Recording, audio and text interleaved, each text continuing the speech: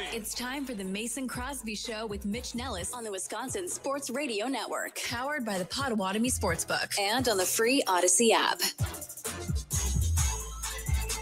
Good afternoon and welcome in. It's high noon. It is the Mason Crosby Show with me, Mitch Thunder Nellis. Charlie Usen is here as well. And good high noon to the legend himself. Mace, your eyes okay? Are your eyes okay, bro? What's going on over there? My eyes are a little shaky right now. I did just get dilated at the eye doctor. Nice. They say like they give you these sunglasses, which kind of make you look like you're blind. And, yeah, they do. And they're like, all right, so do you have sunglasses? I'm like, no. All right, take these. I'm still not sure I should have been driving. Like, with all due respect to the drive from Glendale to Hales Corners. Yikes. Like, mostly highway driving, pretty easy driving. But next still, time, like, take an Uber, man. Just charge it to the station. It'll be fine. It's a work can expense. I drive? Oh, there you go. It is a work. You're right. They said it would be okay. So, but the real thing that you need. But why don't they, with how much stuff costs and all that, like, why can't they give you, $14, $10 gas station sunglasses? Ooh, why do they have to be that's true. those flimsy film ones? I mean, they look terrible. come on. My dentist gave me a $10 Starbucks gift card. So, like, I feel like the eye doctor should be able to get you $10. I want to go to Uber your gift card or dentist. something, right? I know. That was crazy. That's all I wear. Like, whenever I go boating or do things that it's like active kid stuff, and I'm like, I don't want to worry about my sunglasses. I think I have my $12, $14 Home Depot glasses I picked up that makes sense. before the summer. And it's crazy because had I gone and bought a brand new pair of Ray-Ban or whatever, I probably would have lost them at this point. But It's true. I am holding strong to this $12 to $14 pair of Home Depot sunglasses. All right, you got to check this out too, Mason. Let's see if I can get the camera right. Oh yeah, I did see that. That's what I thought at first. You Yeah. were trying to be like you, just bring very the glasses similar out. sunglasses. I got to see the documentary last night. Okay, nice. It comes out tomorrow throughout the state of Wisconsin. Great. Every sports fan, Brewers fan, history fan, comedian fan, entertainment fan should go see this documentary movie about Uke. Tons of great 70s and 80s footage. Nice. Of Miller Lite commercials, Mr. Belvedere, Saturday Night Live, not Saturday Night Live, but obviously the Tonight Show, he was on the Tonight Show 199 times. Like, it seemed like he was on every other week. Like, him and Johnny Carson had to have been best friends. They had to be. Yeah. And I mean, he was so smooth with his delivery. Like, every commercial, every little acting gig he got. Mm-hmm.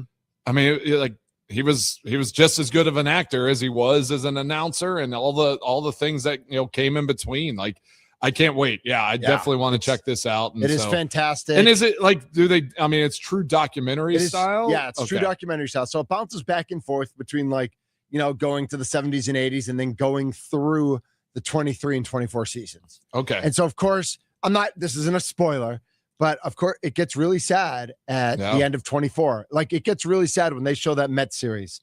And I know, when Tommy was still on the show, we talk about it all the time. I like that last game. Bowers hits a homer. Then Frelick goes back-to-back, and it looks like they're going to win game 3. They're up 2-0 in the top of the 9th, 2 men on, and Pete Alonso goes yard. And it's like you see Lane Grindle and Kent Sommerfeld and Jeff Levering, and you see Uke. And like, they still have a job to do. Like, they still have to call the game. They still have to be there. But you can just see how heartbreaking this moment is, because they all know. Like, they all know Uke's not making it to 25. Like, to the baseball season of 20. And everybody, everybody knew. And it's just like, that's tough. I mean, not a dry eye in the house. I didn't want to cry today, man. Come on. No, but it's, but the legacy and the positivity, and not just that, but like the community involvement and the, he struggled with being an active dad because he was flying between Milwaukee and LA every day. Yeah. Like, it seemed like crazy. And so but he really worked hard to be in his kids' lives and to be that presence that, like, even if he wasn't there, they knew he was there for them and that sort of thing. And it's just like, do you think they released it on purpose when the schedule came out, that they were just playing the Mets in a series? I don't, I don't know about that. Okay. I was wondering if it was like, did they release it so that Freddie could come to it? Just like the way they did they did something in 24.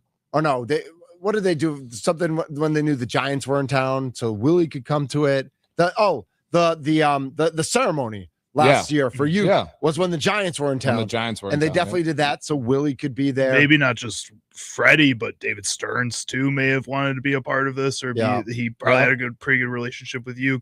There's a lot of Brewers in that Mets organization. I bet it did line up pretty well on purpose. And it's an off day. It's a day game and then an off day. So obviously they look for that first and then see which one makes most sense. So I am on record. Go see Uke. I like all these movies, the 82, and then there's a Packers one that I know that was the Last Days of Favre or whatever it was. Yeah. There's a U.S. women's national team one coming out, okay. I guess. Yeah. Whenever we were doing the World Cup thing in Green Bay, what was her name? Lauren Sesselman was there, and I guess she was a part of that in some capacity. Cool. I don't know if she was just an extra soccer player or whatever, but playing one of the roles. But yeah, I think they have like a documentary of their first, like the first World Cup they won or something like that. So just kind of going through what happened. Some of them are great. Some, sometimes you're like, did they go into certain topics and weeds that you like? You wish maybe it wouldn't have been the focal point, but I love sports documentaries. And Mace, I think you can agree kind of directly to your point. When you have all these E60s and 30 for 30s, like ESPN in a way ruined the sports documentary. Yeah. They told a lot of great stories. Like I will watch the U about Miami. Oh yeah. I will watch that all day. I will watch the one where it broke. Like where the athletes go broke, and it's like how you mismanage that much money is crazy. I will watch those, but there's some that didn't need to be made, and I think that did kind of hurt the industry in general. Where like I don't know that Uke has national appeal. Like he's Mr. Baseball, people know who he is. I think baseball fans will be interested. I don't think the 82 Brewers. Like you can convince people it's fun to watch baseball players who go out drinking every night. Like that's fun, that's entertaining. but for us here in Wisconsin. Like Uke or the 82 Brewers, for sure. This is like part of like what courses through our bloodstream. Yeah, I think Uke has national recognition with all of his stuff and the him being an actor, the Carson show, all the stuff. Major League, yes, 82 Brewers. I don't think like the rest of the nation is just like hanging like, oh man, I want to hear the story about this group. But you hit it right on the head. It's going to hit home in Wisconsin, and then the rest of the nation, anyone else that follows it, they will be like, I think it'll be interesting for them to see this. And that was like the Favre era Packers as well, like the 90s. I mean, everybody talked about that, and like how many times I still get stories, and it goes back to even Bart Starr and all of that. Like, I think people still sensationalize and go back to the glory days of the 90s and of the 60s with the Packers more so than they do with sometimes the 2010s. I think you're right. And like our team, because I think it was pre-social media. It was like everyday storytelling. All the access. So to be able to like give a documentary, tell those stories, you're getting information that you wouldn't have gotten in that time period. And so I think that's interesting. Point. And with the ESPN, like, they release so many documentaries. They start searching for things, right? And you're like, this isn't even an interesting story. Like, y'all just ran out of topics. Charlie, what's your worst one? Do you have one in mind where it's like, I don't know that I really needed a documentary on this? Or what's a good one you remember that, like, you learned something? My favorite documentary of all time, and the reason I'm a Miami Hurricanes fan when it comes to football, is the U. I love the U part one, part two. Those are two of the first documentaries I ever watched that I just fell in love with. Well, and talk about social media. Like if social media existed when Luther Campbell was running around Miami, this is a different universe that we live in. Like Two Live Crew and Luther Campbell were it. I Hate Christian Leitner was another one that I really liked when that first came out. That is a good one. I love 30 for 30s. Those are some of my favorite documentaries of all time. Some of the like Netflix ones that they've done, the Untold series, there's some like weird ones within that. One that's not even like a sports one, but like the Poop Cruise one. I didn't need to learn about the Poop Cruise that much or get that in depth with that. Netflix is reaching even more. They get really niche, and even some of their sports ones get really niche. They've had some good ones. There was one about this mafia family where the leader bought his son a semi-pro hockey team, and that guy like was funneling money through it and all this stuff. That was really interesting. But then they had other ones where it was just super boring about nothing. So like that's more where I'm at. I like the 30 for 30s a lot. Yeah, I like them a lot too. I just think every once in a while there's one that misses. But in general, I love, and I think part of why we like that, Mason, is because we have so much access now that when we can get access to things that happened in the 70s or 80s and 90s before there was, and really find out those stories. It's fun to, like, we don't need maybe we do need a behind the scenes on Giannis and Dame Lillard now at this point. But we don't need like a behind the scenes on like the Bucks 2021. Like we all saw everything on social media every single day of everything that was happening during 2019 when they should have beat Toronto and didn't, during 2020 when they went into the bubble, and then the Kenosha situation happened. And then in 2021, when they were able to win the championship, like we had front row seats to all of that in a way we didn't back when, like, you know, you talk about the 82 Brewers getting their own parade, the 77 Marquette Warriors winning the national championship, getting parade. I'd love to get, stories behind the scenes on that Marquette team, because they're there's just one of the craziest coaches of all time. Are y'all true crime guys? Like, do y'all like the true crime stuff? I do. Charlie, I know Charlie is. I could tell Charlie, but I know a lot of people are. Are you? One I watched, like it made me think of it for the 30 for 30 was a true crime. Like it was the two Escobars. Have you seen that one? Yeah, that one's really good. That one's really good.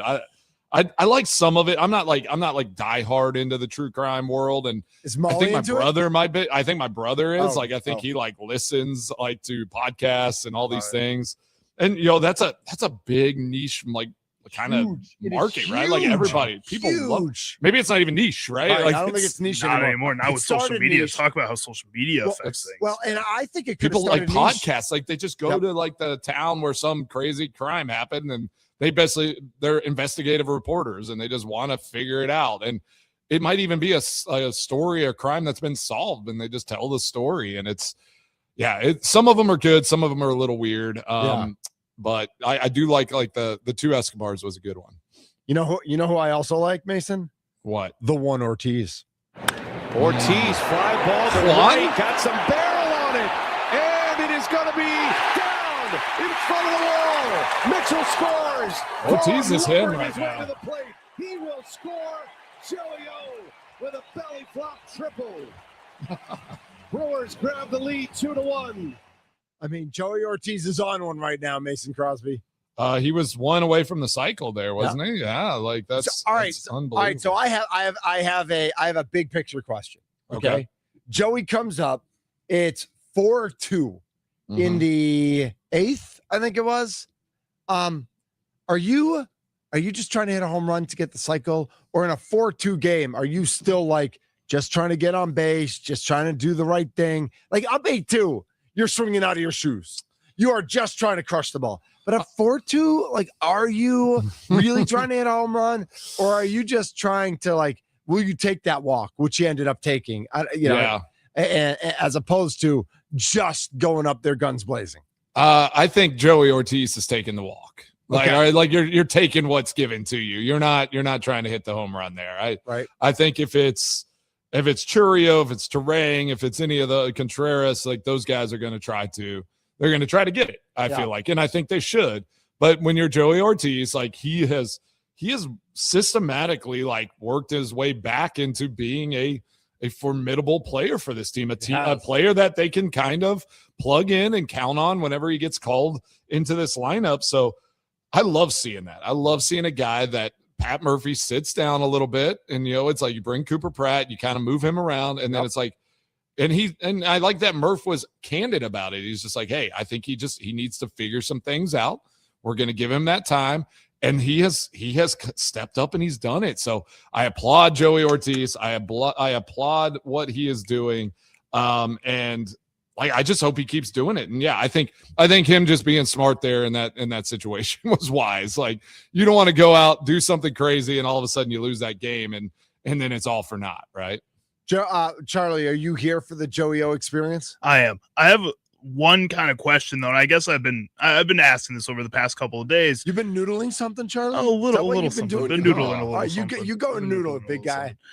So Cooper Pratt has been playing pretty well over the course of the past 2-3 weeks or so, not as long as Joey Ortiz has been at third base, and he's been playing really well at third base. But Cooper Pratt, if he were to struggle at any point through the season and they needed through the second half of the season, they needed to move Joey Ortiz back to shortstop, do you think they would make that choice, or do you think he's earned his role at third base now throughout all of this, throughout this past month of just being awesome, and that they would just keep him at third base and find a different option at shortstop then? Who else are you going to put at third? Hamilton comes back in. Mason, yeah, that's right. I keep forgetting Hamilton. Mason, before you answer that, not that I want to make everything easy for you and like make it, how does this relate to football? But I do like doing it. Like, to me, this has offensive line all over it. Sure. It's like where you bring in a young guy and maybe he struggles and a guy gets moved. Do you move that guy back even though he's playing better at a different position? Like, and so back to Joey, it's like, listen, was it Trevor yesterday? Trevor McGill who called him third base Joey. Like, third base Joey is different than shortstop Joey. Yeah. And if Cooper struggles, I don't know that I want Joey going back to short. I trust David Hamilton at third. Yeah, I trust Joey defensively at third. But it's almost indisputable at this point that there is something different about Joey offensively when he plays third versus when he plays second. Well, question, is there something like with Joey Ortiz at third, and like, if Joey has a good day, is Cooper Pratt not having as good of a day? Is there any statistical evidence there? Like, are they? No, I don't think there's anything. Okay, because who was it we were talking about? Like the team was going how they went. Was it Hamilton or was that Garrett Mitchell? Hamilton, like in the first. So half. Every time he got a hit, every time he did something, they were like 27-4 the first 31 games if Hamilton got a base hit. So it's good that Hamilton's been out and they're still doing okay. Like, that we got to break those trends sometimes. But yeah, I look at it as, again, this team has just they just have a bag of riches. It's just like the fact that we're having that conversation. It's like, okay, if Cooper Pratt struggles down in August going into the playoffs and Ortiz and Hamilton comes back and they want to move Ortiz back to short, I think you have that option in play. And I think that was Murph's main goal was like, okay, let's get Ortiz comfortable again, playing on not as a regular guy. He's not an all the time starter. But I also have to ask that question for the Brewers.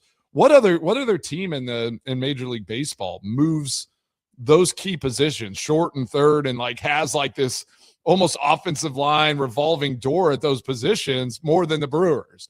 I mean, they have 3 or 4 guys that they're just like, we'll move. Oh, it's not one of the most important positions in the game. They're at shortstop. Sure. And they just kind of are like, we'll just plug in 3 different guys into those spots if whoever's hot right now. Joey has played 213 games at shortstop in his career. 213. Okay. He's played 155 at third base. Okay. So almost like a full season at third base, a little bit more at shortstop. He has more home runs as a third baseman than as a shortstop in 60 less games, 13-9. Weird. RBI is exactly the same, 66-66. Stolen bases, he has a little bit more at shortstop, because I feel like shortstop's probably less dependent on hitting. But he's hitting 20 points better as a third baseman. His slugging is 40. His on base is 40 points better. His slugging is 90 points better as a third baseman. So his OPS is 140 points better. As a shortstop, his OPS is 596. Anything under 600 is bad. His OPS as a third baseman is 733, which is just better than league average. So league average with a Gold glove at third base and way below average as a shortstop. Like, that's crazy. I think we have the numbers now. Like, we don't have to guess anymore. I think he's just unconscious at the play or fielding when he's at third base. I think when he's playing shortstop, he has to think about playing shortstop. More pressure. There's more pressure on that. And then it affects his at-bats because he's just not that great of an offensive player. He can be good, but he's not great. So you need to be able to have your full focus at the plate. And I think at third base, he has that. When he's playing shortstop, he has to split it between fielding and at the plate. So I was going to say the exact same thing. I think and that happens, right? That happens in all sports. Is just if you try to force somebody into a spot where they feel uncomfortable, they might do one part of it good, but then they're like stressed about the rest of it. Yep. And you find that spot. I think offensive line is a great example of that, right? Like good job, Mitch. If you revolve, you're moving. I'll see you later. And it takes certain types of guys. Like I was talking to Lucas Patrick the other day, and he's been an interior, like he just moves around. But he has a mental, like he just kind of has that personality. That's his thing. And he understands like he's just going to be real, he's just going to be solid at all positions. And I just don't think everyone's built that way. And like, I love that take, Charlie. I think Joey Ortiz at third base, like it's just so easy because he's such a great fielder. That third base, he feels protected. He's like good. And then he can go and focus on batting a little bit. I don't think you can just like, I don't know that there's much of an argument. You can't discount the number. Yeah, you can't. Like Joey Ortiz is a Major League Baseball third baseman. Defensively, he can move over to short. Sure. If you have if you bring Vaughn in for the 7th, 8th, and 9th inning or something like that, and you have Joey at short, Joey can absolutely move to short as a defensive guy. But I don't want Joey Ortiz as my shortstop. Full stop. Yeah. Does this also mean that their search for a third baseman in the trade market is going to be a lot smaller or a lot more niche than it was before? Unless something falls into their lap, I don't think they're going to pay for a third baseman. I agree. And granted, Joey's not the power numbers you want from that position, but his on-base percentage is, his defense is. He's on pace with the rest of the team power-wise. Like, it's not like he's that far behind. As a third baseman, he's good enough for the Brewers standards. We definitely missed on the home runs yesterday. That was we did. Although Yelly got us a triple. Yelly had a great game. Yelly did everything but hit a home run. Right. Exactly. I knew he was going to get a hit. Why did I let you talk me? If he hit it anywhere else in the ballpark, it would have been a home run. That was so annoying. Paul writes in on YouTube, play the players using their strengths. Always. I like that. Scotty Tiffany texts in 414-677-1250 is the Nicolay Law talk and text line. I could see Joey sliding back to shortstop if Pratt starts to trail off. I think he was more stressed about competing for shortstop, but now that he's secured a place in the starting roster and is not as worried about his job, I don't think it'll affect his performance much if he's moved to third. So Scotty Tiffany, I would buy into that if he didn't suck at shortstop last year too.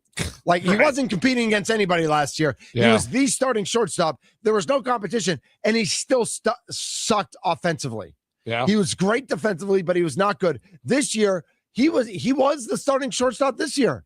And the reason he lost his job to Hamilton is because he was so bad, not because they were having an open competition. So I hear what you're saying. And if Pratt struggles, that's a different conversation that I think the Brewers will need to have. Just bring up Madej and have him play short every day at that point. Yeah. How many times have I told you, though, like carrying a job in a professional sport is not for the weak, right? Like, and some guys feel more comfortable kind of compete, where it's like, I am not just the guy and like all expectations aren't on me, but if I can compete and kind of come from this space of the underdog in a sense, some guys feel more comfortable in that role. And I think they identified maybe Joey as that guy. And as they brought in Pratt, as Hamilton, emerged and all these things, like it's like Joey Ortiz maybe just does better in like this role of competitive push guy whenever he's not just, the man at that key position. Yeah, I think there's something to that. He's Mason Crosby. He's Charlie Hughes, and I'm Mitch Nelson, a.k.a. Thunder. Packers training camp kicks off on Monday. Yeah. So we gotta talk about that. I want to talk to Mason about all right, so training camp starts on Monday. What would you be doing today to make sure you get your mind right, your body right, your family right, your home life right before you head off to training camp on Monday? But we'll talk about the different positions that we're keeping an extra eye on, some of the big stories. I know Rob Demovsky put out his keys to training camp, and so we'll look at what he had to say over at ESPN.com. Plenty more to get to right here. And remember, whenever we talk baseball coverage on the Wisconsin Sports Radio Network is presented by Xfinity. Score the most reliable Wi-Fi, one price, 5 years, guaranteed. Xfinity. Imagine that. We are the Mason Crosby Show.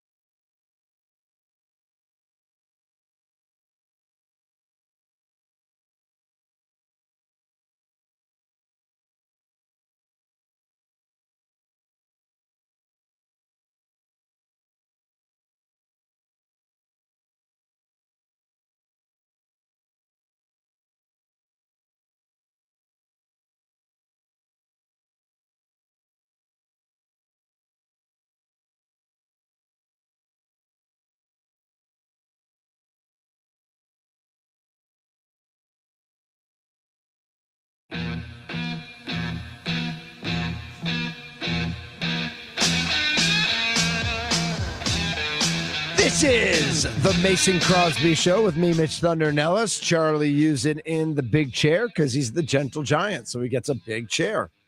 It's the same size chair as everybody else. You get the big chair, bro. Come on, let's be real. Special throne. Special, exactly. Mace, are you like fully settled in back? Oh yeah, Okay. Back at it. Yeah. Just doing normal stuff, running kids around. Nolan had a workout this morning, and then went and hung out at church, and just cruising around. I think Molly was doing her thing, so yeah. Is she doing physical? Is she doing her PT? Not like she should. She told me. Yeah. She told me she wasn't doing it, and at the softball game, she told me she was going to start to. She actually said once the kids go back to school, that's really when she'll get back into it. Okay. Because then she'll have more time for her. Let's hope so. Because it's been a couple of weeks since she's done anything. Like focused physical therapy. So we got to get her back. We can't have any relapses here. We need Kyle Harrison back. We need Tucker Kraft back. We need Molly Crosby back. Yeah, that's superstars. Yeah, we need our superstars back. And teams can't function without those, without those people. All right, so we are here on the Mason Crosby Show. It is Thursday, July 23rd. The Packers open training camp Monday, July 28th, with rookies and injured players, and then everybody else gets there Tuesday. Is that real, Mason? Like, are there a lot of guys who don't show up Monday because they're not due to report Tuesday, or do most people trickle in on Monday? How does that work?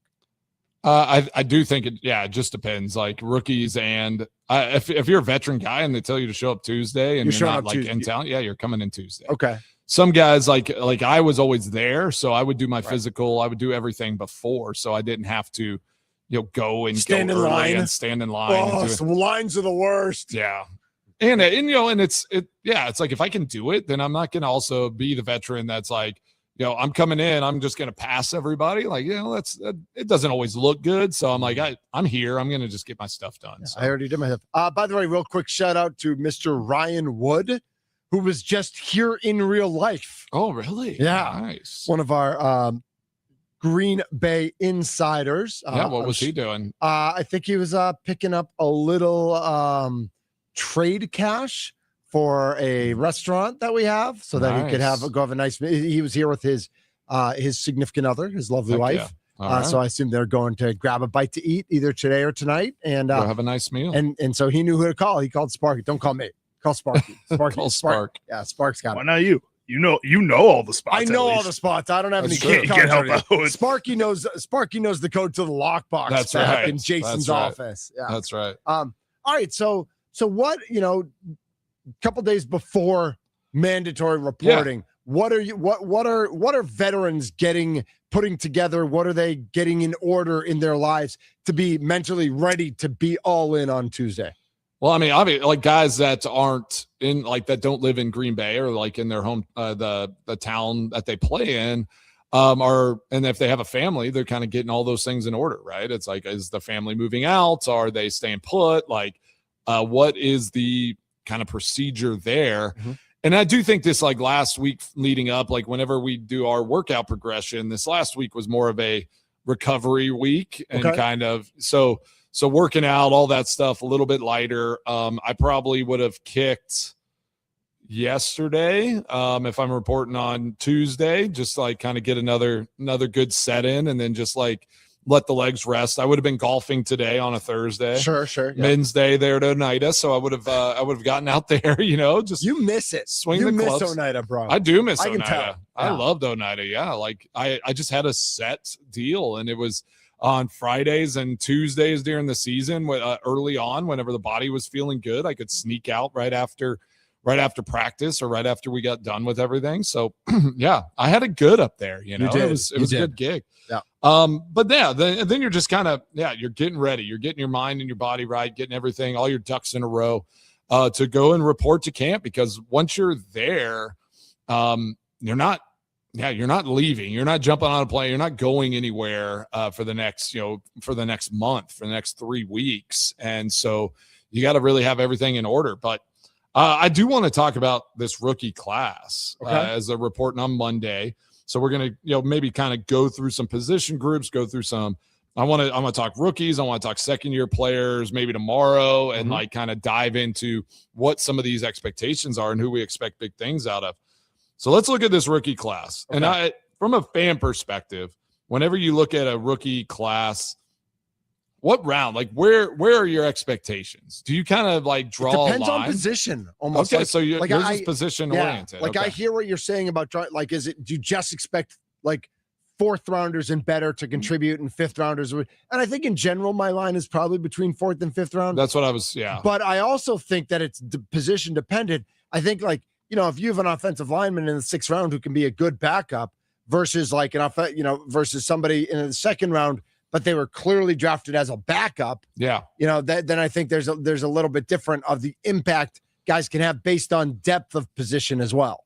For sure. I mean, like, let's just talk about round 5, pick 153, Jaeger Burton. I was just center guard. Burton, I mean, I think there's expectation that he's going to compete and he's going to push, in the center and guard spot, and he will be the backup across that line. And I think the hope is maybe he's like a Lucas Patrick. He's like one of these guys that can play all three interior positions.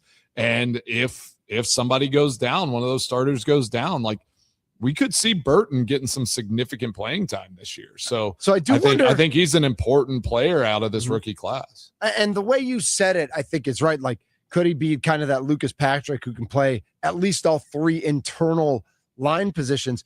But does, Lucas Patrick, that's Lucas Patrick.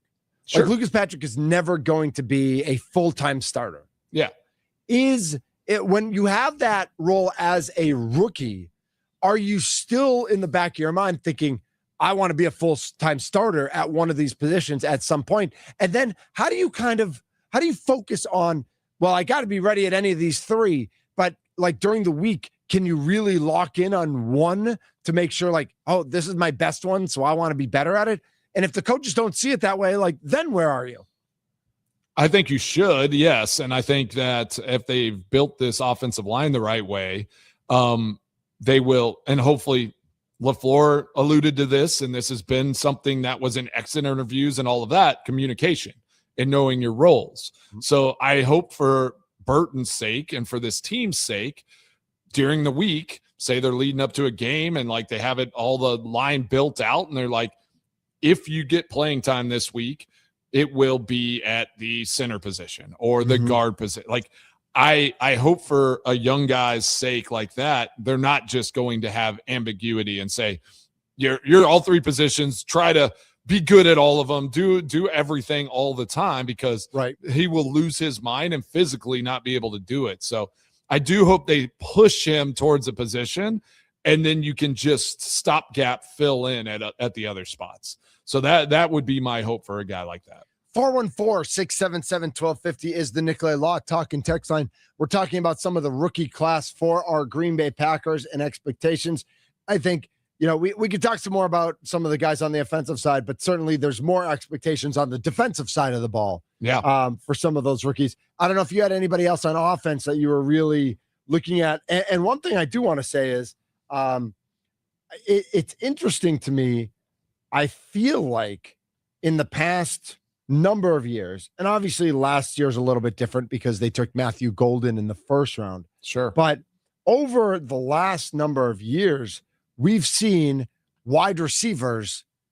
I feel like every year there's been a new wide receiver, a drafted wide receiver. Sure. And so interesting that you look at the rookie depth chart and, there's not really wide receiver.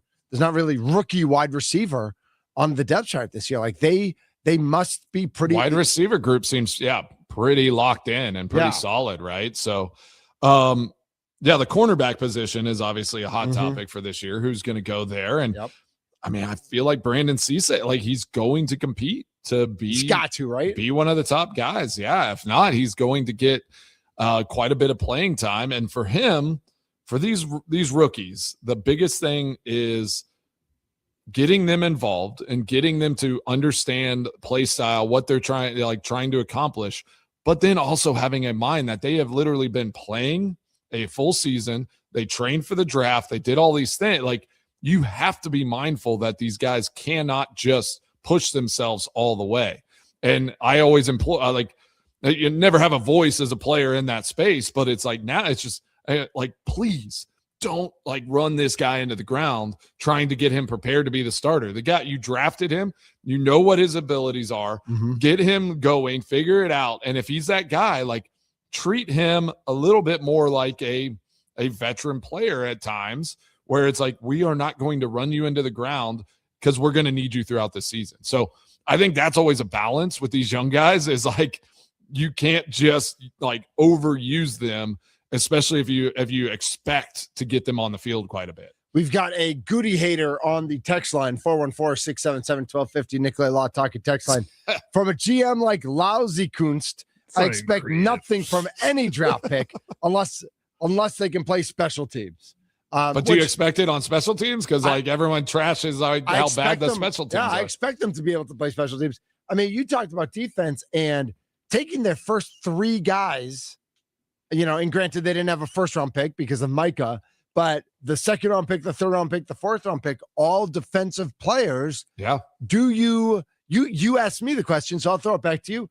Do you expect all 3 of those guys, Cisse, McClellan, and DDS, do you expect them all to have an impact? Not necessarily start, but all to play, either star on special teams or fill in on defense or whatever that might look like?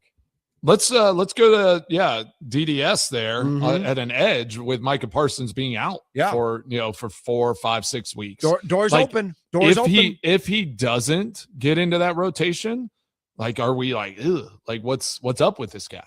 Because I'm just like, you draft a guy in the 4th round. Like, honestly, I feel like maybe he slid a little bit. Like, I feel like that was a good pick. I think everyone was excited about that pick. Yep.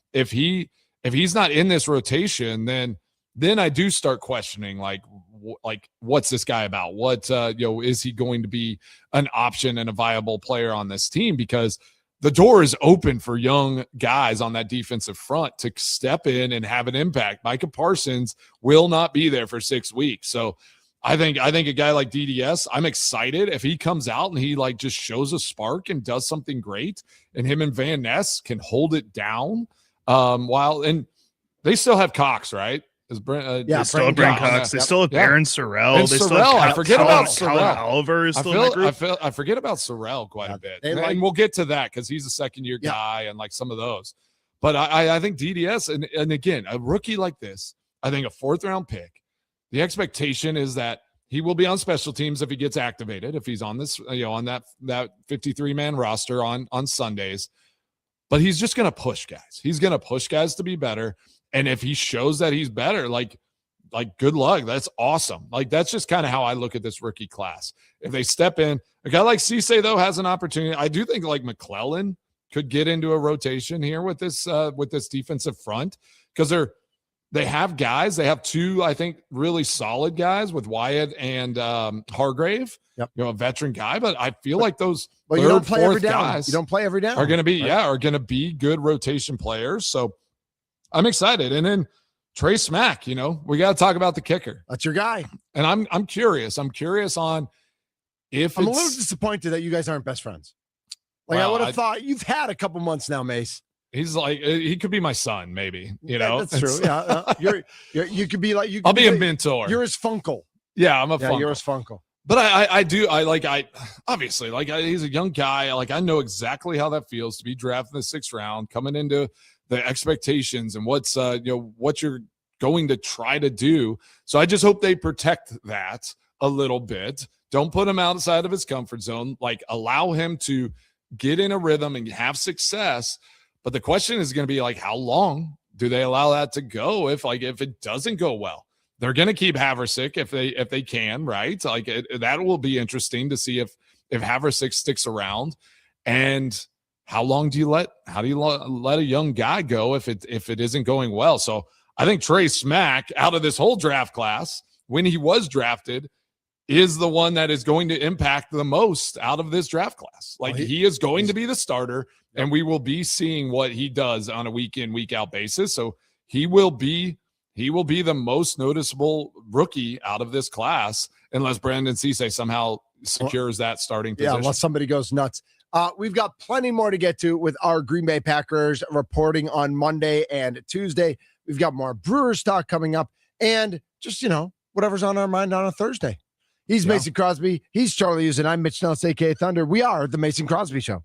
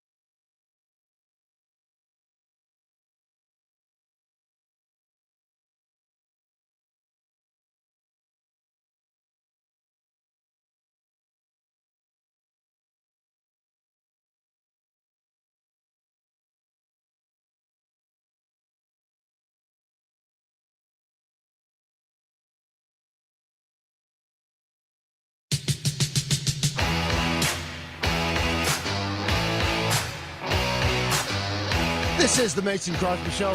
Mace, you watching the softball World Series right now? I am not. Okay. All right.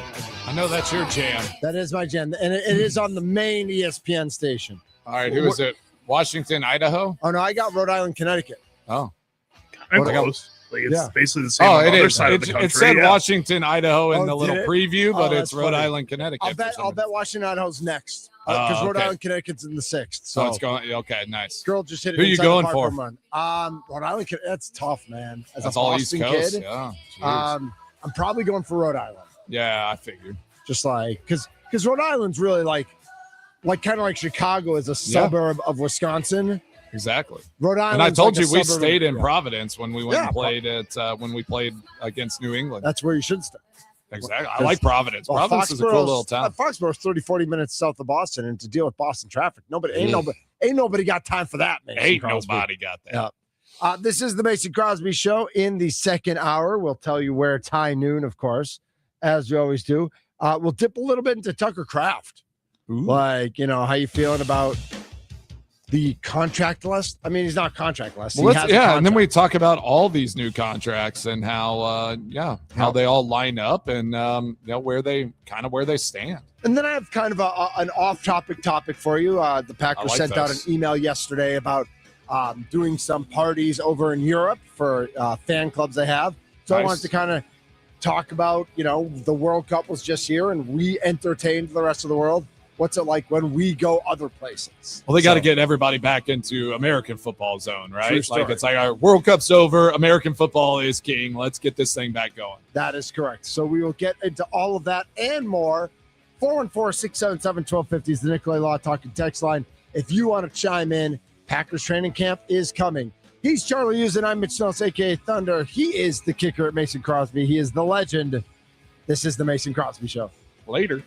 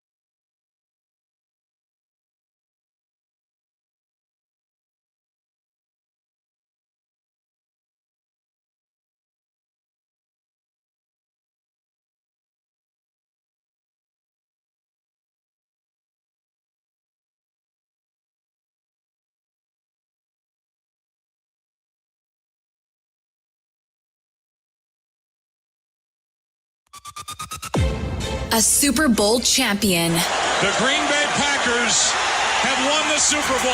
The Packers' all-time leading scorer. A game winner for Mason Crosby. It's time for the Mason Crosby Show with Mitch Nellis on the Wisconsin Sports Radio Network. Powered by the Potawatomi Sportsbook and on the free Odyssey app. Yeet, yeet, yeet, yeet, yeet. This is the Mason Crosby Show. I'm yeeting because WWE Monday Night Raw is coming back to Milwaukee on September 28th. But before that, Friday Night SmackDown is coming to Green Bay, I think, a week from Friday. Oh, gosh. SummerSlam is at US Bank Stadium this year, Mace. Okay. Saturday and Sunday in Minneapolis. Yeah. So Friday, July 31st, I believe SmackDown is in Green Bay. Nice. You going? I'm going to miss that one. Would any of your teammates get up for that sort of stuff? You know, they do offer, like, there are times. They have in the past, yeah. Right. Well, we just saw, like, Karl Anthony Towns and Jalen Brunson and Tyrese Halliburton all there.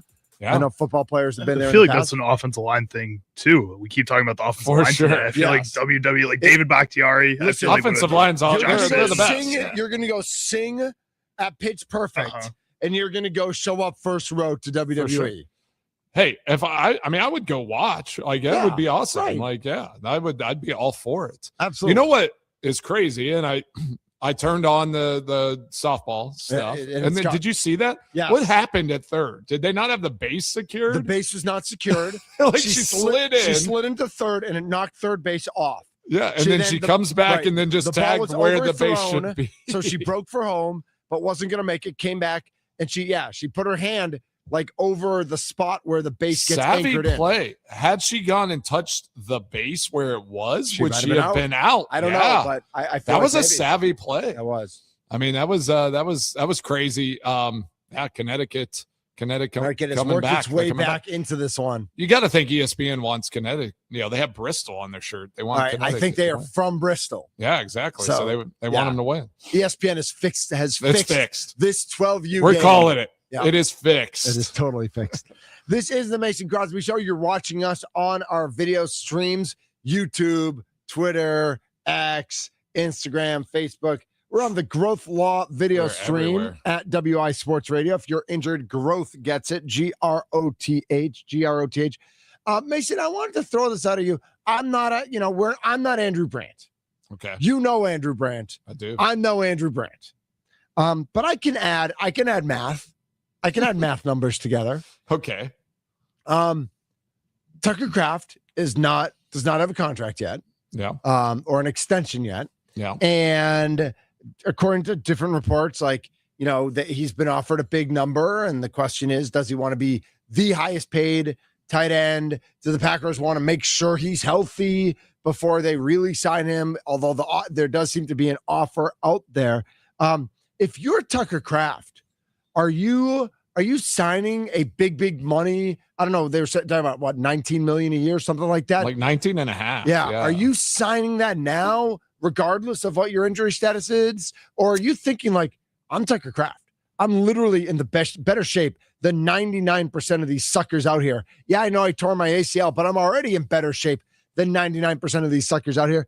I'm going to bet on myself, because I'm looking at 25 if I have the season I think I could. That's true. I mean, he is the next guy, right? Like, he's the up-and-coming guy. He is the George Kittle, Jason Kelce of the past. You know, and I think he's a Jason Kelce Kittle like combo, right? Yeah. Like, I think he has a skill set that kind of crosses both of those. So yeah, if I'm him and the Packers are willing to make you the highest paid at this moment coming off an ACL, like, his agent's probably telling him, like, they just offered you 19 and a half. They're willing to do that right at this moment. Mm-hmm. If you get into the season and start balling, that number goes up, right? And like, yes, I love what he says, and I hope that he's a Green Bay Packer, but you got to force their hand at some point, right? Like, you know, I'm a loyalist. I love the Packers. I kept coming back because it's amazing, but at some point he goes and bets on himself and has a heck of a season this year. You're right on the money. Like, that number could be 25 a year from some other team, or the Packers could say, like, well, we want you. We got to go up and jump. Because I don't know where other contracts lie. I haven't done like all that research, but I'm sure there's other tight ends that are going to get that number, start bumping up a little bit. Somebody else might get a deal, and all of a sudden, you just don't want to leave money on the table at this moment. So if I were Tucker Kraft right now, unless they just said like, we're going to do something ridiculous, I'm going to bet on myself a little bit. And I would wait and see what happens. Maybe by the bye week, that number becomes 22. And then you just kind of have to decide at that point. Do I want to go try to get 25? Do I want to, reset this tight end market for good? Or am I okay staying put, being a part of this Packers organization? So it's going to be interesting. And the contracts that they've given, I mean, I don't know how. I don't know. Like, obviously Russ Ball is a math genius, accounting genius, and how they structure contracts. They can move money down the line, but they are locking up their young talent and the guys they feel confident with, and they're building something like we did in the 2010s and trying to keep this team together for a long time. We are the Mason Crosby Show here on the Wisconsin Sports Radio Network. Just to give you an example of what we're looking at with Tucker Kraft, rookie year, 31 catches, 355 yards, 2 touchdowns. Second year, 50 catches, 707 and 7 touchdowns. And then he played 8 games last year. Mm-hmm. Yeah, I just did the math. I told you I'm okay with that. I just did the math to extrapolate out those 8 to 17 games. Thesaurus. Oh my God. All right, Professor. I am a journalism major. That's where he feels comfortable. He had to throw that word in there so that math felt less uncomfortable. I get it. So had he played 17 games last year, he was looking at 68 catches, 1,039 yards, and 13 touchdowns. Okay. Well, you look at those numbers, and those are, you're the highest paid tight end in football. For sure. Especially as that is your 3rd year, and you're just getting better and better.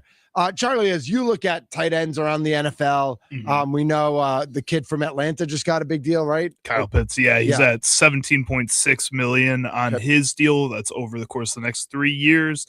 Guys, next season that'll be looking for contracts, like high-profile guys. So Tucker Kraft's going to be pretty easily the highest paid tight end because Dalton Schultz is going to be looking for a new contract. He's with Houston right now, but he's 29 years old. He's on a $12.6 million deal. And Travis Kelce's on the last year of his deal at $12 million as well. Probably done. But he is probably retired. Think about that. So that's another reason if Tucker Kraft gets to the offseason without a deal, there are no other tight. Like if anyone wants somebody, every other team will be chasing him. So hometown discount, Mace. Like that's what he seems like that type of guy, right? Does, but he would give a little. Yeah, he would give a little, but knowing that that's the market, you're not giving that much, and that makes it even more incumbent on the Packers that they have to make a deal now. For sure, that's why they're even doing it right now. I don't want him seeing Dalton Schultz and who's after Kelce. Greg Dulcich, Dallas Goedert. It's literally Durham Tucker Smythe, Kraft. David Njoku. No, Mo Alley Cox. Yeah. I mean, that guy. Okay. I like Njoku. I always thought Njoku should have been better than he really was. Well, that's the same with like Kyle Pitts. Like he is the fantasy football killer. Like you get him early, you're like Kyle Pitts. This is the year. He kind of did it finally last year a little bit. Yeah. But like prior to that, it was like I had Kyle Pitts on my roster 2 years ago. Didn't do anything. He was available this year. I didn't draft him, and then he goes off a little bit. So. He was that guy. So yes, it is Tucker Kraft's free agency. He can choose wherever. So the Packers have to be enticing. They have to bring something that is just going to keep him from wanting to see that market a little bit. Yeah. And so if I'm Goody on the flip side, I am doing all right. So you won't take 19.5. Will you take 20.5? Let's wrap you up 4 years for $80 million now. Do you get hesitant doing that though, knowing that if Jordan Morgan plays really well at left tackle this season and you need him to be your franchise left tackle moving forward and you have to pay him soon here as well, and Jaron Cooper takes an all-pro jump, do you get worried that bumping up the contract at all will make it difficult to keep those guys around long term, especially with the other contracts you already have on the books? I'm sure they have it all plotted out. I think they probably have a number up to, that 23 million a year where they can structure it. Right. So do you all of a sudden make it a 4-year deal? And if I'm if I'm Tucker Kraft, I'm less worried about the APY and more worried about the guaranteed and like the signing bonus. Like, I want money in my pocket right now because I'm coming off an ACL, because if I got hurt again, that money is there, right? So like from a player perspective, I'm more concerned about how the deal is structured, less about like the average per year. Because say it is 20 million a year. Let's just get it to that. He agrees to that, but it's a 4 year, $80 million deal, but you're getting, like, say you're getting 50 million in the first 2 years. Now you're basically getting a 25 per year deal, and who cares? After that they can get rid of you and you can go somewhere else or whatever. But if you perform, like, you're earning it. So in my mind, I'm like, all right, if I want to be 25 million a year, I want that in my first 2 years. That's kind of how these deals are done. Obviously, we referenced Andrew Brandt. That's how he probably would talk about it. He's like, what are the first 2 years of any deal? That is basically the deal that you're getting. The guaranteed and then everything money, else is just a bonus. Yeah, the guaranteed money plus the first 2 years, because everything changes after that. Tommy in Dallas weighs in. He says, if he bets on himself, what if the other knee goes? There's risk. There are risk in both ways. I just wish the Packers go crazy and say, hey, we'll give you a 3 for $60 fully guaranteed. Mm-hmm. Mm-hmm. Would you take that if I'm Tucker? 3 for $60 fully guaranteed. I'd say heck yeah, let's go. I think Tucker wants more. I think he wants 4 for. Yeah, but I think he wants $60 million guaranteed. How about 5 for 160 guaranteed? It's the same deal. It is. And then maybe the Packers get a deal in those last 2 years if Tucker Kraft is really amazing.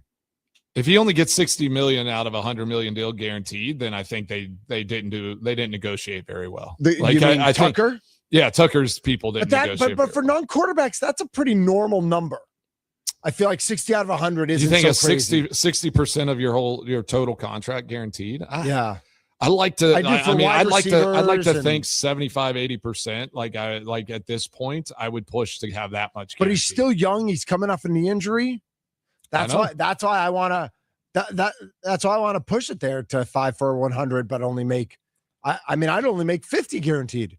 But I wonder how many years. It does feel like the teams are starting to do lesser deals, though, lesser length, right? Yeah, they're kind of leaning more into that 3-4 year type of deal. I think they're acknowledging that the end of contracts were bullcorn anyway, right? For sure. That when you sign a 5 or 6 year contract, those last 2 or 3 years didn't matter at all, and you're getting cut or renegotiated or whatever. Yeah, and it's an extension. If he does it before, like say he does it before the season starts, you're also counting this year, right? Yep. So if I'm him too, I'm saying like, well, you're extending me out 3 after this. What are you covering me here? So this year needs to be a 20 million plus year. It's like you have to think of that as well. So it is, if he does it before the season, it's a 4-year deal by their standards, by their math. So like, does it actually average out to 19.5 truly? If they are adding this year into the deal? Can we all agree that at the end of the day, we want Tucker Kraft to be a Green Bay Packer? 414-677-1250, regardless of whether it's 3 for 60 and it's fully guaranteed, or it's 5 for 100 with 60 guaranteed, or he signs at 19 a year, or he waits till the end of the year and then he can sign for 25 a year. I like all these numbers. This is what Russ Ball's job is. Sure. A part of me doesn't care about any of this because I just want Tucker Kraft as a Green Bay Packer, right? At the end of the day, figure it out, make it happen. Yes, it's got to make sense for both parties. I get that. But at the end of the day, I want Tucker Kraft to be a Green Bay Packer. All right, what was Christian Watson's deal? Like, let's look that up real quick because I kind of want to look at that. Do you think, obviously, as Tucker Kraft 4 for 110? Oh, so that's $31 million bonus. See, that's the 30 million. Like a big bonus. That's where I'm like, you give Tucker Kraft a $50 million signing bonus for the first couple years. You get his his normal salary way down, like he's only getting $1 million a year on the books for the salary, and then you can prorate out that that bonus for multiple years. So Let's see. What is his APY though? Then 4 years, so 27. He's at 27. So okay. 30 million is like a big number for wide receivers. 27 puts him 15th among wide receivers. Would you say Tucker Kraft is more important to this offense than Christian Watson? I don't know if I would say he's more important at this point. I think he's had his peaks. We haven't really seen them play together yet when they're both fully healthy and fully out there. I want to see that and see how that tiers out, because right now, the way the Packers have set it up, the way that Brian Gutekunst and I think maybe Matt LaFleur has set up with the contracts, is that Christian Watson is the top of that tier. And I think even though you want to make Tucker Kraft the highest paid tight end in the league, if you think you're just going to use Christian Watson more, even if Tucker Kraft is that good, it's just tiers out that way. And then you can't, I don't think you can give Tucker Kraft $28 million just because he would be tight end 1 or wide receiver 1 on your team. You still have to keep within the range of what everybody else is making. Yeah. And I don't think like it, I don't know him personally, but he says all the right things. He seems like one of those guys that it's like, I want to be here. I want a fair contract. Like, it's like, I want to be compensated for what he feels like he's going to be expected to do for this offense and for this team and be that guy. But I want to pose that question because you brought it up with Jordan Morgan. Like, if you sign, Tucker Kraft, and then Jordan Morgan becomes an all-pro stud this year, and you can't sign him, do you feel like, do you feel good? Like, would we still feel good with giving Tucker Kraft a big number that handcuffs you if you can't sign Jordan Morgan or Edgerrin Cooper or, Evan Williams, if he has a breakout season? Like, that's another guy. I know safeties don't make as much and they're a little bit more expendable to the modern NFL defense, but I think Jordan Morgan's the biggest one. If he has a breakout season, you're going to have to pay him pretty soon. Like, they're going to ask for his agent's going to come to the Brian Gutekunst immediately and say, we need to start talking contracts. Right. We waited for you. We played your game for 3 years. Right. Now on the starting left tackle, I played everywhere for you guys. And I'm showing that this is where I should have been. Right. Yeah. I am ready to be the guy left tackle for Jordan Love. I protected his butt all year. Pay me. Yeah. And left tackle, like $30 million per year is what Laramie Tunsil is getting paid right now. Rashawn Slater's 28. Tristan Wirfs is 28. So let's say he has just a pretty good season. You're still going to have to pay him somewhere around like 22 is that next tier of guy. That's a lot of money, man. That is. Yeah. Yeah. I don't know. Now it's I'm depressed.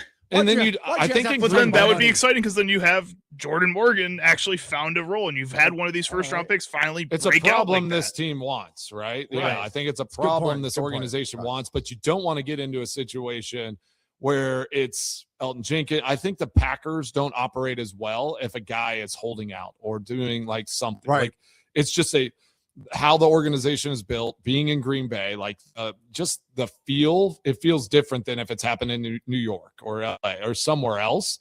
Like you got to be cautious about that as well because of that team, because you come to Green Bay in the offseason because of all these things. Like you just don't want all of that friction point.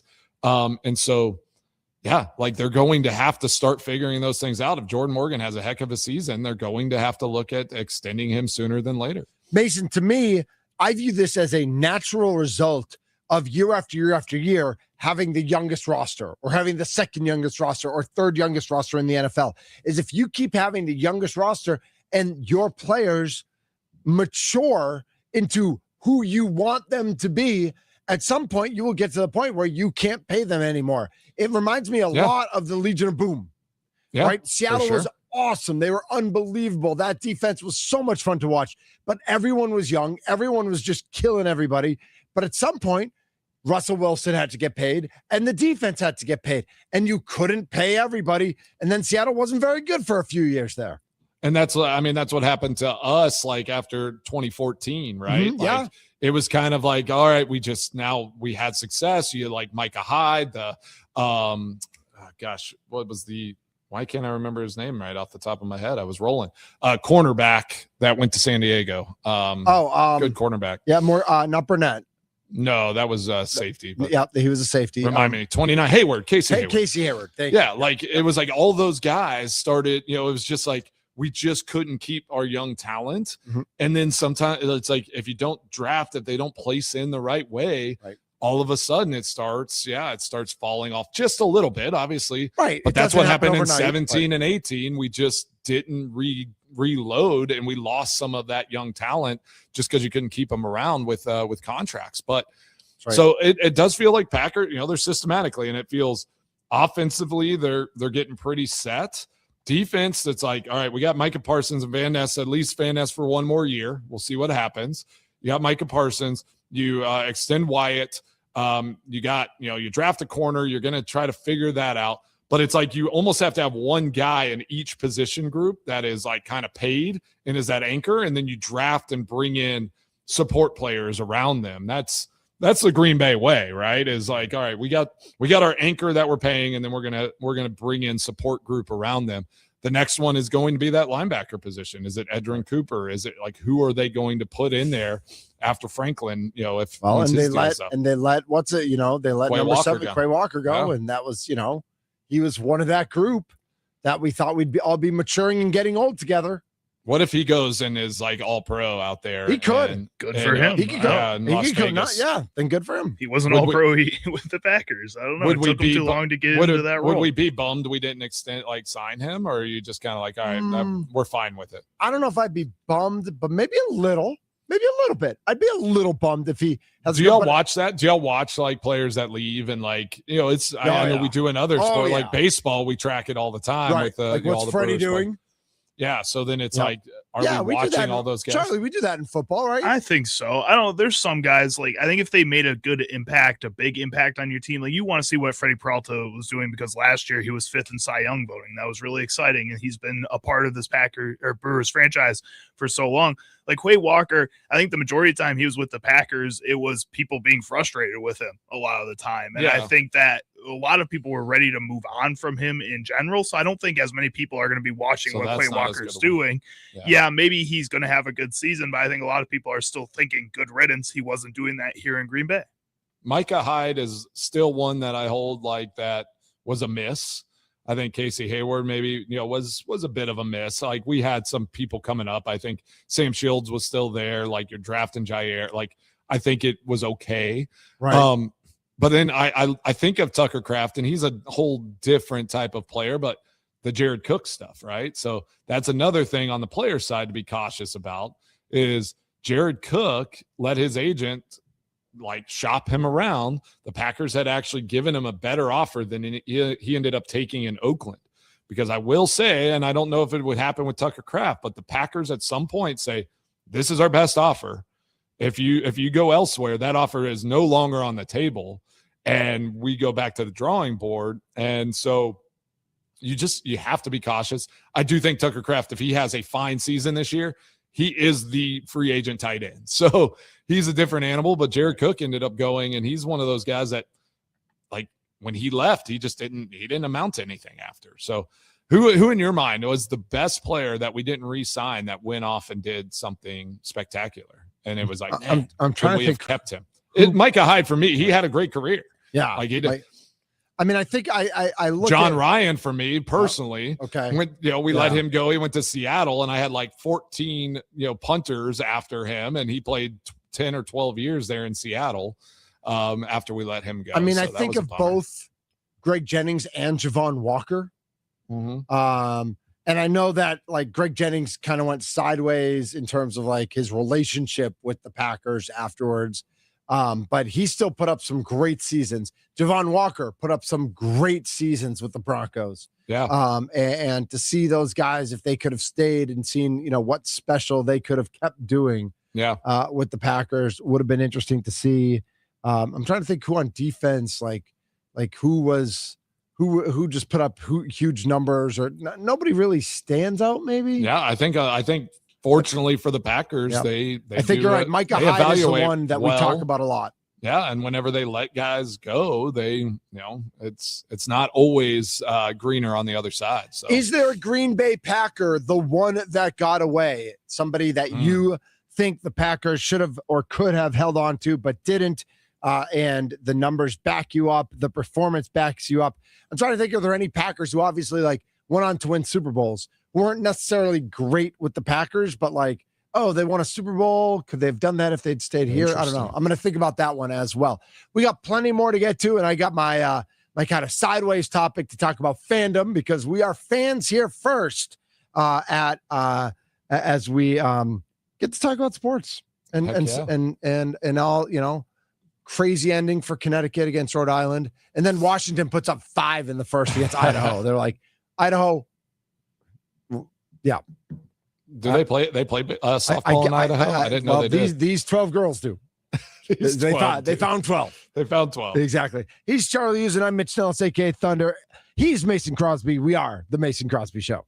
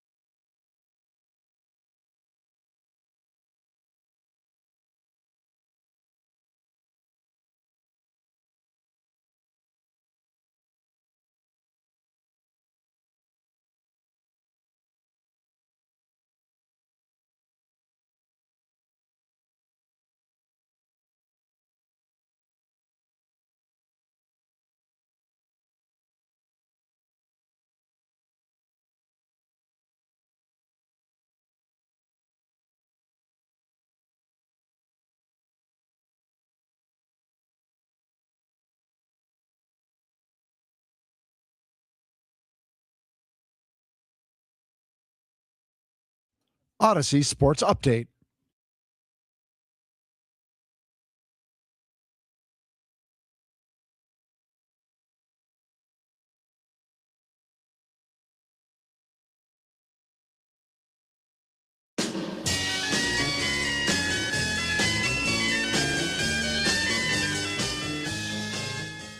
Mason, am I one of the nitpickiest people you know? Oh, he doesn't even have his headphones on. All right, I'm nitpicking you. I was asking you if I'm one of the most nitpicky people you know, and then you didn't have your headphones on, so now I'm nitpicking you, bro. Now, yes, you are. Like, yes. After that, like that, right. You answered your own question. Thank you. All right, I got a nitpicky thing that no one around the Wisconsin Sports Radio Network will get except for Milwaukee, okay? Every day we run thousands of times an hour the Odyssey Sports Minute that is 29 seconds long. Oh, gosh. Okay? Mitch Rosen is like a big dude in Odyssey Sports nationally. Yep. Like he runs the show. Can I email him and say, can we rename those to the Odyssey Sports Update instead of the Odyssey Sports Minute? Because they almost never bring anything except content. Like it's almost never an opinion. Like today, he informed us that the Red Sox don't have lost their losing streak last night. It's just information. Like, it's information, right? Which is an update. Like it's on every once in a while. Addie Bates, who's the producer for the morning show, the morning show nationally is the guy who works for the Savannah Bananas. She's the producer for that show. Every once in a while, she'll be a little edgy, and I'll be like, "You go, Addie." And then I followed her on Twitter. I want, because I'm here for all the smoke. But if I email Mitch that, am I getting in trouble, or am I like, oh, that's a good idea? Crinkle, crinkle, throw it in the garbage. Or like, does somebody say, you know what? They're not a minute long. They're 30 seconds long. Let's stop calling them the Odyssey Sports Minute and start calling them the Odyssey Sports Update. Well, what if they what if they have plans to make it a minute at some point? So here's why I'm so mad, Mason. They just need more information. They just feel need like that's more probably what it is. info at some we point. don't need more info that we all have access to on our phones and on every website. We don't need that. I'd rather sell that 30 seconds to an advertiser and sell more advertising. Well, there you go. I think if you present it that way to a Mitch Rosen, like the business side, then I think you could understand that. He'd be like, "Oh, are they sponsored? Sure. I don't think they're sold. I don't think so. Not right now. Right. So what are we doing? And I'm right. I know I'm right. The Odyssey Sports Update makes 1,000 more sense. You just shattered the glass, right? Where now it's oh man, nobody even thought of it. They just accepted it, and you just don't want people to just accept what they hear and what is out there. But that's I had this conversation with Nolan this morning. Accepted and everything's vanilla, and it's no, let's have some flavor. Well, I had that conversation this morning with Nolan. I said, hey, because he was like, oh, I want to wear these shoes to work out, and they were not workout shoes. And he was Crocs? like, well, is he trying to work out in Crocs or something? They're a Crocs. They're those canes, and they're like recovery shoes. They're soft. They move I need around. Those I was like, dude, who told you these were workout shoes? Yeah. He's like, well, my coach told me. I was like, oh gosh, fire him. Does he have some sort of skin in the game? Is he selling them on the side? They are Crocs, sports Crocs. Yeah, they're literally sold as performance or as recovery, comfort shoes, right? And so I love comfort shoes. They don't even have laces. They are Croc-esque. And I was like, no, you are not working out in these. And we had this back and forth, and I was like, dude, yes, you should listen to your coaches, trust that, but it's okay to have some questions and not just accept everything that's thrown at you. You have to actually ask questions and learn for yourself. And so, Mitch, you're doing the exact same things. Let's question everything. Yeah. But sometimes if it doesn't affect you in a deeper way, I know this clearly affects you. Well, 262 just wrote in. That really grinds my gears. I heard you voice over it one time. That's your Odyssey Sports half minute, which it is. It's your Odyssey Sports half minute. Back to, are there people we let go that we shouldn't have let go, that you were disappointed or that you followed? Somebody just writes in Julius Peppers, which yeah, but he was slowing down. The end of his career. Exactly. Yeah. Here's the other we got him late. I think we were thankful for his few years that he was able to give the Packers. Exactly. All right, 262 writes in, Aaron Rodgers. We would be better than 9 wins every year and a wild card spot if we never drafted Jordan Love, if we had drafted T. Higgins and rode it out with the GOAT. As I often say on this show, Mason, and you know I do, and Doomsday is coming out, where we're going to dive into the multiverse once again. I want to live in the multiverse where that happened. I know. And I just want to see what happens. Maybe it all goes sideways curious. Anyway. Yeah. By the way, not to get too personal, did you see Aaron Charles posted some pictures? Yeah, I'm happy for him. I hope I'm happy for him. I hope I'm happy for him. I hope he's happy. You haven't decided. I hope he's fine. I hope he's finding peace. I hope he's finding contentment. His younger brother was not in the pictures, and everybody noticed that right away that Jordan wasn't in there, but Luke was in there. I love seeing him with Luke's kids and being an uncle because he was so great with our kids and everyone's kids, Jordy's kid, like everyone's kids. He was always just awesome. Like it was like Uncle Aaron, right? My kids ask about him all the time. I'm like, I'm fun too. Relax. But I mean, he'd read them stories. He'd make fun of Molly. Like it was always good. So I am glad. I don't know if it's so interesting what our stories, right? That like Aaron saw his parents, it's right. Like that's a story in the world of sports. But I do think if he goes and wins the Super Bowl, with the Steelers, then it's a huge story. Can you imagine? Reconnected with the family. Do you think they met his wife? Do you think does his wife exist? He brought his wife along. Somebody brought up a good point. I was watching a local podcast, and somebody brought up a good point. What does he gain by making up a wife? Like if this is a made up story, like does it? And so my response there is like, does it humanize him a little bit more? Does it make people less likely to be critical of him if he like actually is human and not an android or some sort of robot? I don't know the answer to that. Yeah, I don't think it's made up. Right, why make it up? All right, so here's I like this one from the YouTube, Jeff. Yep. Okay. I feel like Matt LaFleur could have done something more with Taysom Hill. Oh, I think Taysom Hill's actually a really good one. Yeah. Letting talent like tight end, running back, quarterback. I don't know. I think that's only because the Saints just literally put him wherever they possibly could. I know they saw that he was an athlete, but I think they were also just desperate to find somebody that could do all those things and save some money on a team that was spending a ton of money. And then they spent a ton of money on him to keep him around because they thought, okay, well, now he's a fan favorite. He can still kind of play tight end. He can be our backup quarterback. We're killing two birds with one stone without paying that. Like, I don't think he would have had that same opportunity with just every team. And frankly, obviously the Packers weren't going to give him that type of opportunity to just test him out everywhere until you found out where he fit in. Packers weren't willing to fake punts enough. Right, exactly. Basically. Just do crazy things to make anything work and save money. That just didn't make sense for every NFL franchise but the Saints. That's true. His contracts were weird too. I mean, it was like 8 years, $100 million or something like that. Goofy. I think other teams, like you're right, other teams would have had to have the creativity.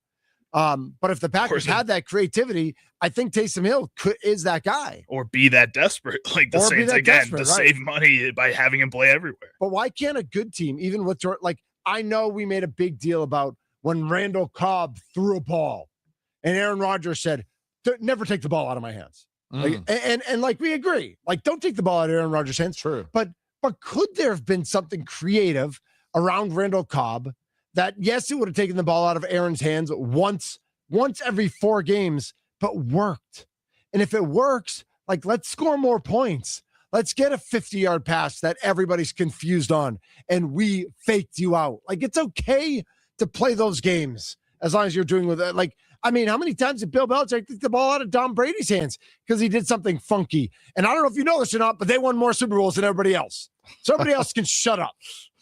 There. Kids, stop playing volleyball. That's it. Yes, exactly. Go on that rant again. Yeah. No, I mean, I don't know. I think we had some creativity, but why?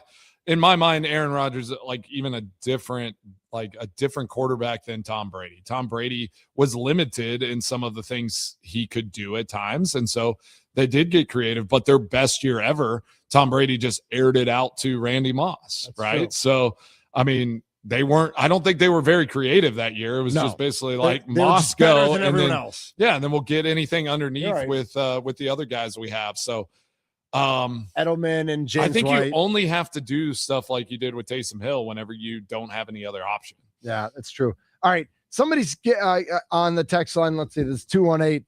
Aaron Ripkowski. Jermichael Finley, if he didn't get a injury, he could have been like Tucker Kraft. Yeah, but that was an injury. Yeah. Like that, that happens. Yeah, Aaron Ripkowski was no coon. That's a good one. Aaron Ripkowski. I loved Rip, but yes, he and was no John 414 Kieran. says, except that if it would have taken Aaron Rodgers till year 3 to throw the ball to T. Higgins, because we all know how much he hates throwing to young wide receivers. So he wouldn't have even thrown the ball to T. Higgins anyway. That is interesting, though. Yeah, like what would that alternate universe look like? It would have been okay. You don't draft Jordan Love. Is that who they would have drafted? T. Higgins. T. Higgins instead of Jordan Love. Gosh, imagine that though. But then what if like Devontae doesn't leave? Right. Yeah, and you have T. Higgins, Devontae, like that squad. All right, real quick. I don't know. I want to throw this idea at you, Mason, because I threw it down. Mason Crosby's still kicking there for a couple more years. There you go. Yeah, but then don't draft Anders Carlson. But then the greatest radio show in the history of Wisconsin never would have formed. Yeah, right. That's true. Yeah. Unless Mason was doing double duty, I mean, he could have figured. I can do it all. That's true. Exactly. You can. We said how much I worked up there. I mean, I had a lot of free time. I could have done my show easy. Mason, the Packers just announced they're going to Newcastle on October 1st, London on October 3rd, and Munich on November 14th. And I know there's probably a good chance you'll figure out a way to get to England for that October 1st and 3rd events. That would just be because fun. you love getting over there. Yeah, I'll make it happen. Yeah. And they are doing watch parties, Packers huddle events. Nice. So I don't know who the Packers are sending over, but maybe a former player or maybe a current broadcaster or something. Yeah. We'll see what happens there. We just saw the World Cup invade the United States, and they drank Boston out of beer and did all these sorts of things. What are the big picture takeaways from like when other sports fandoms invade, unknown territory and try to globalize and the NFL, globalize soccer, globalize basketball? Like we're seeing when, it used to be there was a random game by the NBA in Europe every year. Now I think they've said it like the Spurs are going to play in France one game every year because they got Wemby, and why wouldn't you? Yeah. You have to. I think the world just keeps getting smaller and smaller, right? Like with social media, with all the TV deals going everywhere, and the reach for all these sports. And you see what the World Cup brought to the U.S. So like, why would you not go and chase that in other places?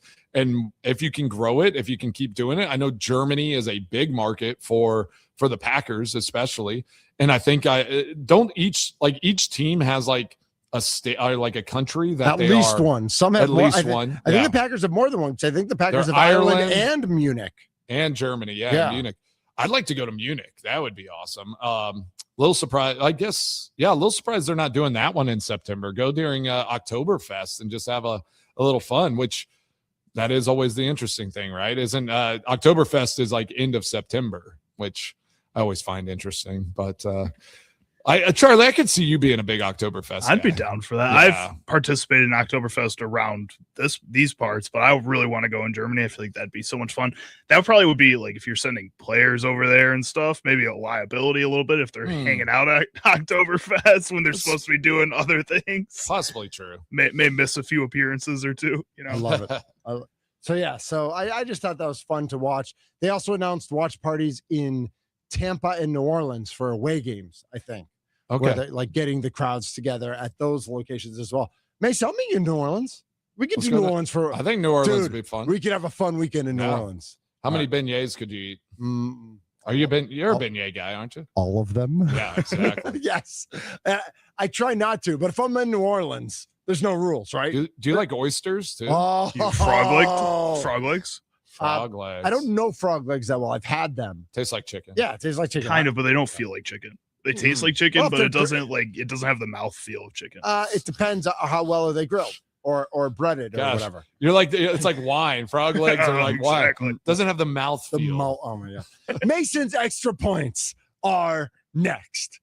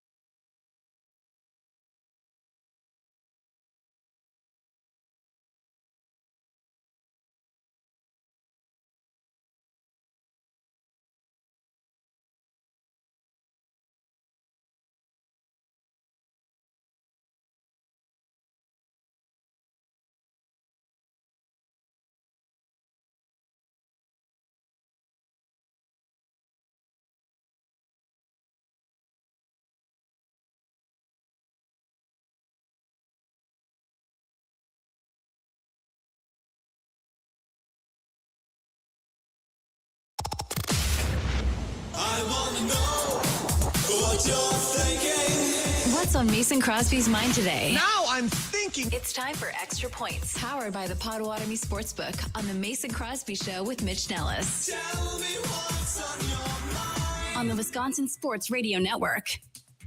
All right. Thanks for joining the Mason Crosby Show on this Thursday. We had an interesting text on the talking text line I wanted to ask Thunder about. 414 asked, so does Thunder coach like his idol and find multiple ways to cheat? So do you wear cutoff sleeves whenever you're coaching softball and try to bend the rules a little bit? I do wear cutoff sleeves sometimes. Yeah. But I'm coaching 12-year-old girls and 14-year-old girls and 13-year-old girls. I'm not coaching grown men. If I was coaching grown men, I would cheat every which way till Thursday. All right, good to know. Because I don't care because the professional sports system is corrupt enough that if I'm just adding to it, like who cares? That's your mentality. That's my mentality for pro sports. For youth sports, so you feel like bending the rules and like you got like make them catch you. Make them catch you. Yeah. Yes. Oh, okay. In youth sports, I feel pretty much the opposite.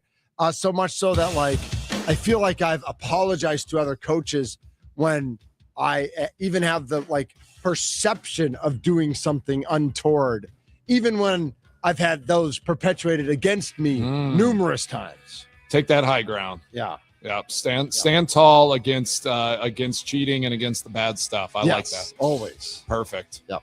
Play with all right, fellas. Play hard though. Tomorrow's Friday, and I just got an invite to go golf, so I'm gonna go tee it up here right this now. Afternoon. Yeah. Okay, I thought you meant like during the show tomorrow, and you were no, like, this afternoon. Okay. Yeah, I'm like, I'm gonna take the day off. I'm gonna go golf. Well, go golf. Hit them straight. Heck yeah. Carry over from how good you were at Grand Geneva. Let's hope, man. That's the only hope is that it just keeps rolling. Yep. But handling success is harder than handling failure. So I got to build on this. This is the Mason Crosby Show. Hit him straight, Mace. Yes, sir.